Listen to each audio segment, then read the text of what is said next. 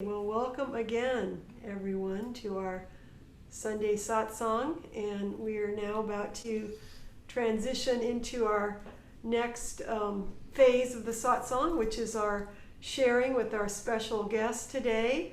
And our special guest is the co-spiritual director of Ananda Palo Alto, Dr. Shanti Rubenstone. And this is her first time visiting us, and we're so excited to have her.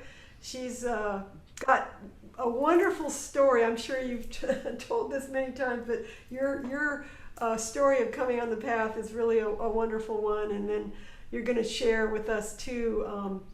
The title was, I'm forgetting right now, but about the spiritual practice, going deeper in our spiritual lives, I believe. And we're just really looking forward to hearing and sharing with you today. So you've got for the next half an hour or so, and then hopefully we can do questions and answers. Perfect. So, Thank you. Maitri, Mark, and everybody, it's wonderful to see you. I'm about to perhaps embarrass a few people, I hope not. Right at the beginning of the pandemic, Ananda Palo Alto kind of turned on a dime. Within 3 days, we had, we have a great tech crew here, which does not include me, but many other people. And we had programs up and running. And I realized within a week or two that I needed to write a Zoom etiquette paper. And I did. It had to do with many things. But one of the things, and I'm going to ask this of you, if you are in any position to turn your cameras on, I would really appreciate it. Here we are, a community of people who are basing our entire spiritual path on the notion of energy, the transformation of energy. And it is very hard to speak to 20 black boxes and not see your beautiful eyes and your smiling faces and all of the energy that you're bringing. So I realize some people might not have the space in their home. There's many reasons why you may not be able to do it. But if you possibly can, and either I or Mark can help you in case you don't know how to. But thank you, all of you who are doing it. It's just wonderful to get to see you. So please hit start my video, and that would be great. It's a great joy to be with all of you. I've been thinking about Texas for a long time, and I've wanted to connect, and somehow it didn't happen. And then the pandemic happened, and things just got turned around a little bit. I think we've all landed squarely on our feet with a lot of God's grace.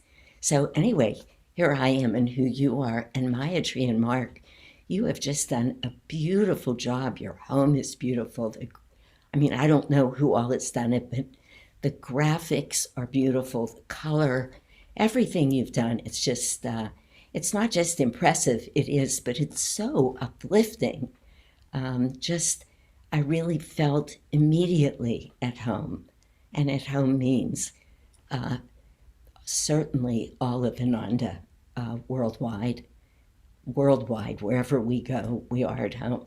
But it means, of course, more than that. But you have brought that to all of us, so thank you. Some weeks ago now, I gave a talk at Spiritual Renewal Week, and I was part of a panel. And the panel, I don't remember the title now, but it was something about how do you inspire your spiritual practice? How do you keep it going? And then how do you share that with the world? Well, I decided very quickly I was not going to talk about how I share it with the world, because for years I felt the only way to share anything with anyone is to just live it, to be it, to do it. We just are that, and then people are either uplifted by it or not. And very often we take each other's practices and each other's energy and attitude into our own practice, which is the great joy of satsang and community and a path. But I did want to speak about at Spiritual Renewal Week uh, what were the important aspects that I didn't quite think about each day, but that I brought into my practice continuously. So the three things that came to me at the time were seva, service, of course.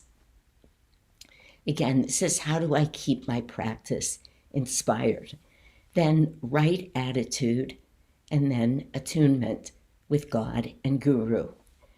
And I wrote notes, not extensive, but ideas for a talk. And I kept saying to myself, Shanti, this talk is over an hour long and you have 20 minutes.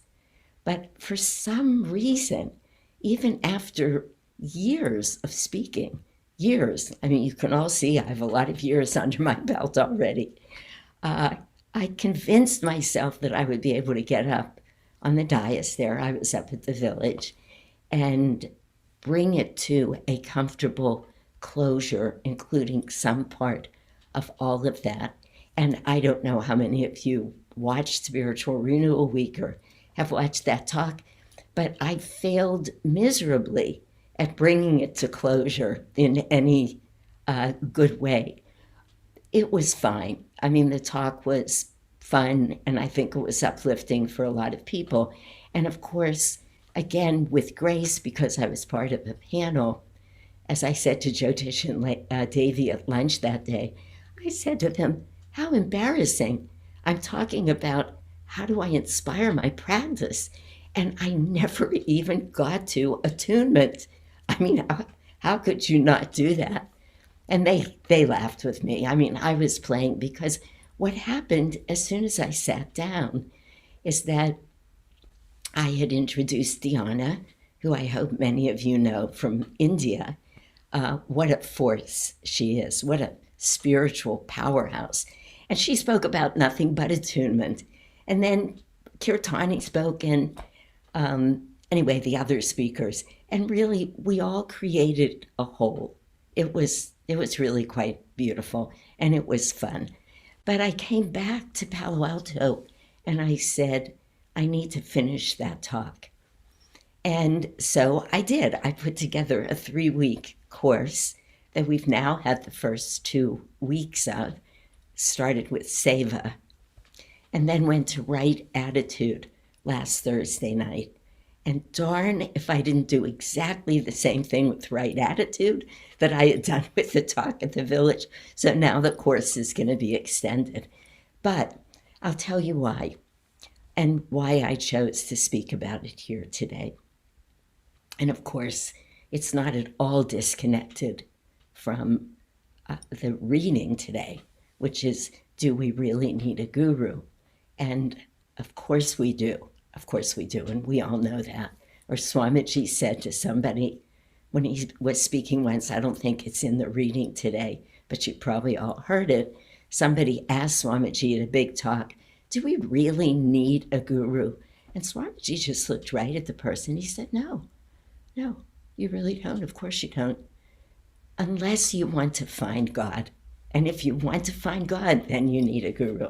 That's the sermon for the reading today. But I started researching right attitude in all of the Ananda works. And the very first thing that came to me were Swamiji's discipleship notes, which are just a treasure if you haven't seen them or you can get your hands on them. And they're just notes. I mean, it's not meant to come together. He was taking notes as a disciple, and then we all know was very quickly put in charge of all of the monks in Mount Washington a year after he met Master. Imagine that. Imagine what his attunement and his attitude was like. So I started reading those notes, and this is the very first paragraph of the notes. I wanted to read it to you.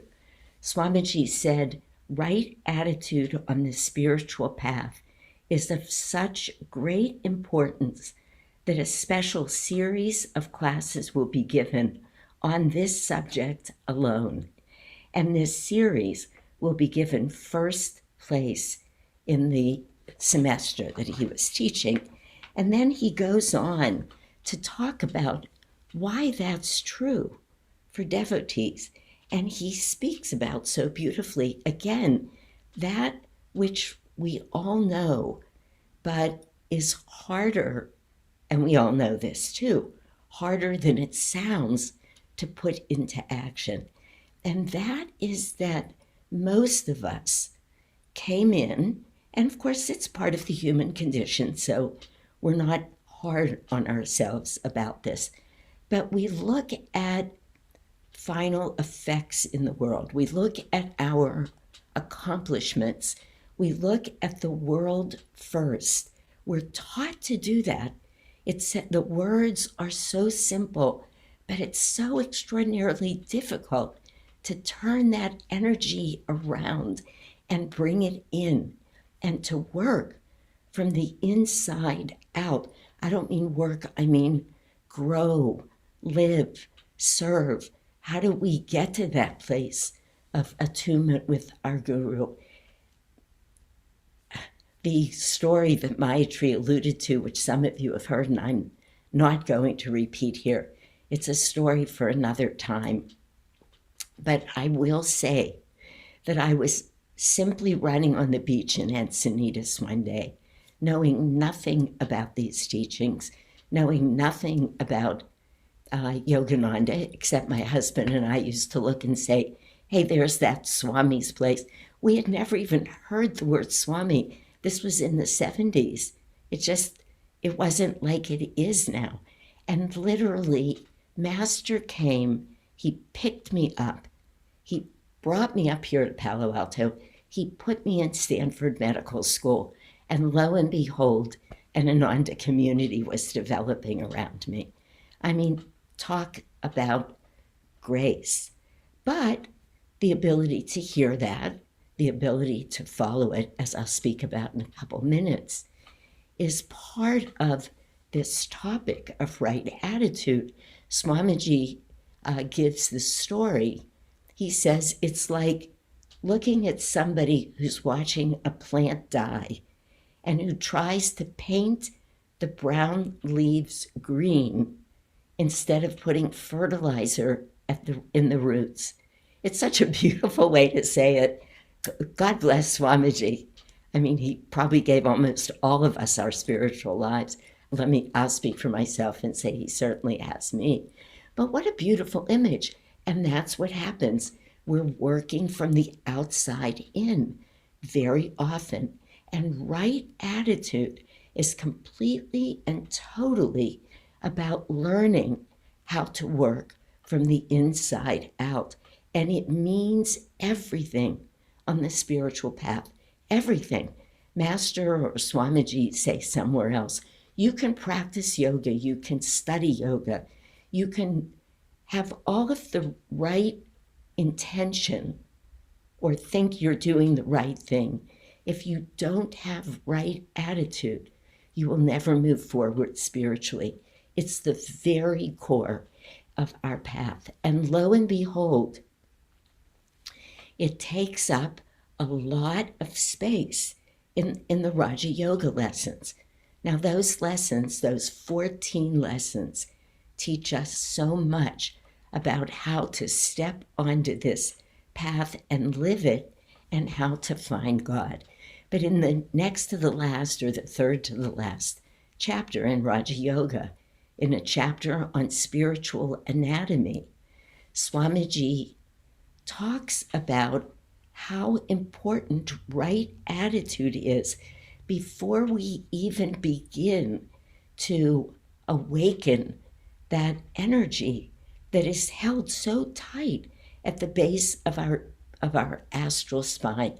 Because he says, and it's worth rereading, but it's much of the chapter, if we don't have our energy headed in the right direction, if we don't have right attitude, and I'm going to quickly go through what some of those are in a moment, if you release all of that energy, which we begin to do with every meditation, certainly, and absolutely when Kundalini is finally released, but we're always working on it. And if we don't have right attitude, that energy takes hold of us rather than us directing it where it needs to go, which is to the heart and the spiritual eye. And as you'll hear in a moment, in more sort of an easier life experience words, we are trying to get control of that energy. Otherwise, it's very much like the tail wagging the dog rather than the dog wagging the tail. So it's extraordinarily important to be working from the inside out on the path and to begin to get control of the energy that we're trying to move up through the chakras. Nothing that we do on the spiritual path, none of our efforts will have any value if we don't have right attitude. Now, we've all heard masters say that conditions are always neutral. Conditions are neutral. It's how we hold them, how we think about them, that matter on the path. So you can watch any two people come up to the same exact circumstance in life. I've seen it over and over and over in medicine, and they can deal very differently with it. Right now, one of the people on our path, Michael Olivier, maybe many of you know him, he was diagnosed several years ago with multiple sclerosis. This is no secret. So, very reasonable for me to speak about him. And he is now in a place that to really go anywhere, he has to be in a scooter. And his disease is progressing more and more rapidly. I have never seen that man with anything but a big smile on his face. They're on their way right now to a trip to Carmel. They just came back from a trip to Hawaii. Now think about it. How many times do we run into the smallest problem and we focus on it? We let it become our whole life. And it does pretty quickly. We can be meditating every morning. We can be praying as much as we want. But if we're not making a conscious effort to change ourselves and attitude, it won't help us at all. We'll get something because we always get something. We'll get, I just went through significant back surgery, 2 discs removed, after living for a year with severe back pain. Look at the fires, look at the floods, and here's Michael with MS. This is why Sister Gyanamata said that beautiful saying. It wasn't a saying, it was a truth. She said it. It was a prayer. Do not change my circumstances, she said. Change me. That's right attitude. That's saying, I know. And I want to read to you, that, to finish that thought that I was just saying, a quote of Masters, forgive me.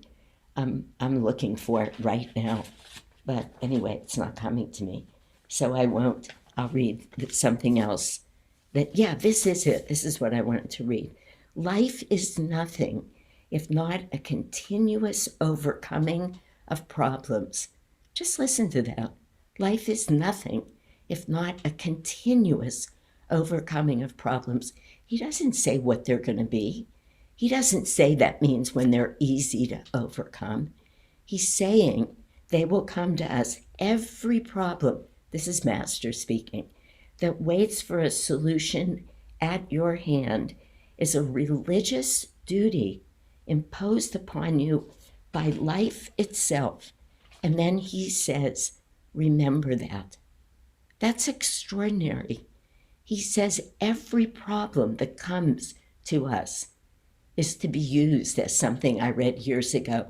The importance in life is not the obstacle. It's whether we use it as, it comes to us as a stumbling block or we use it as a stepping stone. Everything. So we have to remember.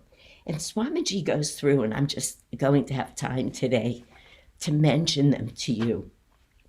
And then we'll either have to have a course on right attitude with all of you in Texas, or this is really just whetting our appetite in 30 minutes. But remember what Swamiji said. Swamiji said here that it's the most important thing. Later on, I know I'm jumping around and I'm going to come back to that, but later on, Swamiji is talking about this right attitude in these 3 lectures that he gives. He says, remember everything I'm telling you. He said, mark it down. This is the most important thing you will learn on the spiritual path. This is paraphrasing, but they're his words. The only other time that I have ever heard Swamiji say anything like that is about energy in Raja Yoga. In the chapter on energy, he says this single thought can revolutionize your mind, your life.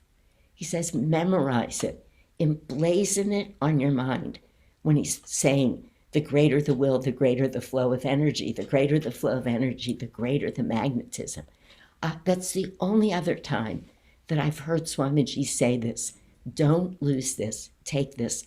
Right attitude is everything. So the attitudes that Swamiji talks about is first in those classes. There are many more, but the first one is courage. And he talks about the habit of the attitudes that we have. We have habits to have bad attitudes, to become negative, to feel weak, to be sure we can't overcome something. We need to find the courage to put those habits away quickly, or they will take us down. And as soon as we change our attitude, as soon as we do, we see that everything in life changes. It's not the other way around. Life doesn't change, and then we get a better attitude. No, it will not happen, because whether it's a great thing that happened, it'll change, or whether it's a very, very challenging thing, it will change. But it's all by how we look at it. The second thing he talks about is positive thinking all the time. That's pretty hard. But positive thinking, check your thoughts. Where are they? If you're thinking negatively, if you're worried all the time, if you're sure things will go wrong, if you're being critical, judgmental, positive thinking all the time. The third one is even-mindedness. Also very difficult. None of these are easy, by the way. We know that. But even-mindedness. And Master makes such a point. And again, we've heard this so many times, but it's hard. This is why we have these classes on these basic, what look like simple things, because they are simple. You listen to any Sunday service. How often do you hear something brand new? You don't. We're tuning in because we need to hear the same truths over and over and remind ourselves to practice them. Our consciousness has to be anchored in devotion to God. This is about even-mindedness. It's not in the feeling of the moment, because the feeling of the moment is going to make us crazy and keep us from knowing God. The next one is living for God alone. Boy, is that difficult. Again, I'm sorry I don't have time to expound. I usually hate to just list things. And then service to the divine in others. And here I'll tell just a little story, because these stories carry so much, and they're actually what we remember. None of us will even remember the 5 things I just listed. We won't, but we'll remember stories. Writing them down, Supriya, is, because Swamiji said them so important. We had a training going on in Palo Alto once, and I was leading the training, and I had to be gone for a week. There were like 22 people taking this year-long training. And when I came back, 3 of the people who were in the group came up to me and told me about another man in the group who was taking some opportunity, I don't remember the topic, to really vent a lot of anger at somebody that he was angry at, not somebody who was in the group. And apparently, not only was he angry and saying very mean things about this man, but he was using a lot of language that I have told many of my friends off the path. If you continue to use that language in front of me, I will not be able to see you. Because swearing and those curse words, boy, do they draw our energy down. That is not uplifting energy. Nothing about it is right attitude. I do not like to hear people swear, but apparently he was doing that a huge amount in this meeting. So I, of course, felt like I had to meet with him, and I did. And for 20 minutes, he tried to convince me why I was controlling him, why I was trying to have him stuff his emotions, which is not at all what I was doing. I had encouraged him many times to come and see me alone to talk about what was going on between him and this other man. But then I said to him, if Swamiji were in the room, would you have spoken like that? And he just went like that. And he said to me, absolutely not. And I said to him, Swamiji was in the room. He's always in the room. God is always with us. Now remember, we're talking about these last attitudes, which are basically seeing God in everyone and knowing that everything we do, we're doing for God. This is what right attitude is. It's a change of consciousness. It's not even just a change in behavior. We start with behavior because that's what's easy. We start with affirmations because we can say them. We know we're saying affirmations every week that are not yet all true for us.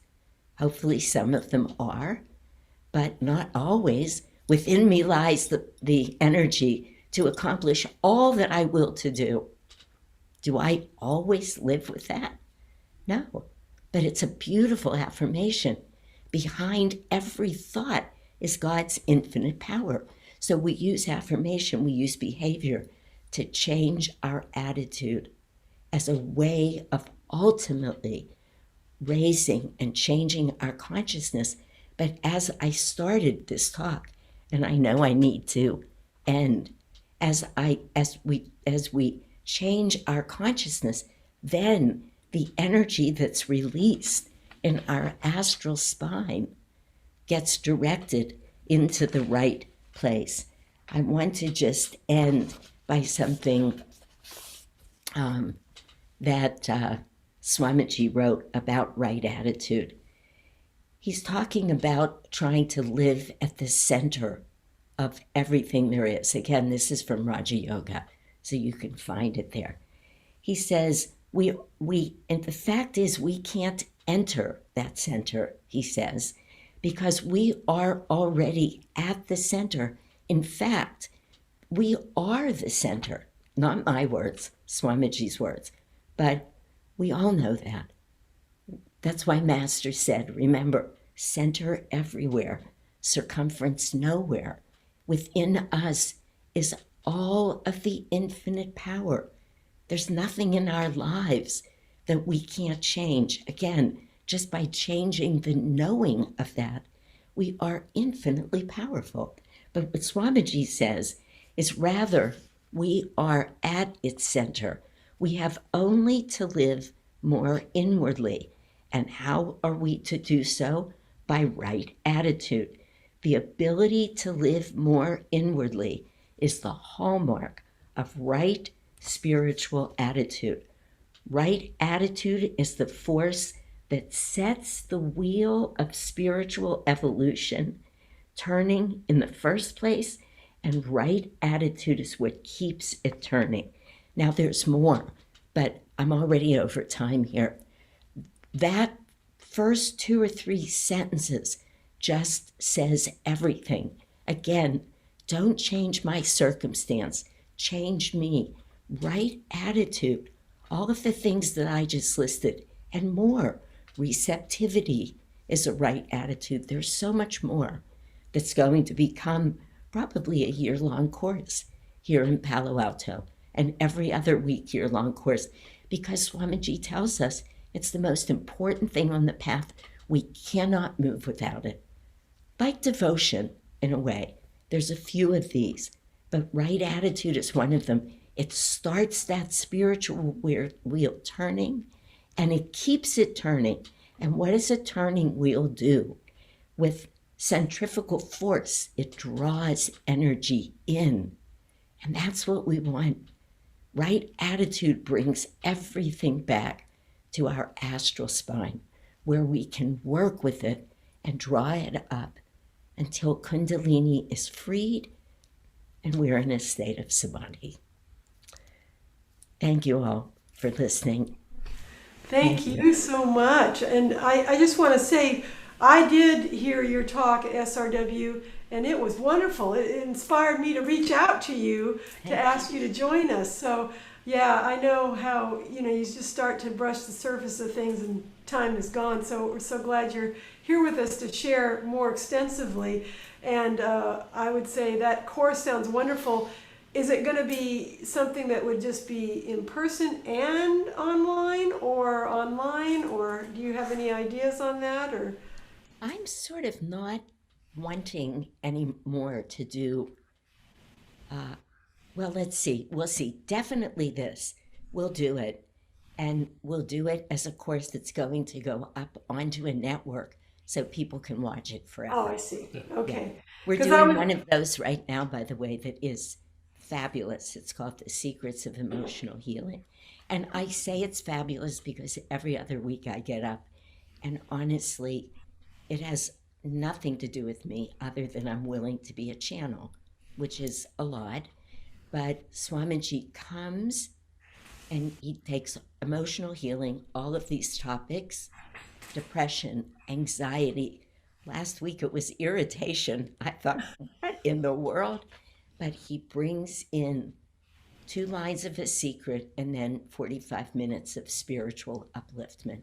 So those kinds of talks, whether it'll be streamed or not, I'm not sure. We'll see. But it's late for you anyway, as you pointed out, Maitri. Yeah, well, our talk started at 7 and it's late. Yeah, that's what I was going to say. I said, if you do that, keep in mind those of us that are on the other side over here in a different time zone. But yeah, it sounds wonderful, and it's been very enriching for all of us during the pandemic to be able to tune into the different classes and offerings across the Ananda world. It's been really special, and we all appreciate it and hope in some form it can continue, because we're sort of out here in the boonies, so to speak, and so it's really nice. Spiritual boonies. Yeah, spiritual boonies. But yeah, it's wonderful, everything you shared with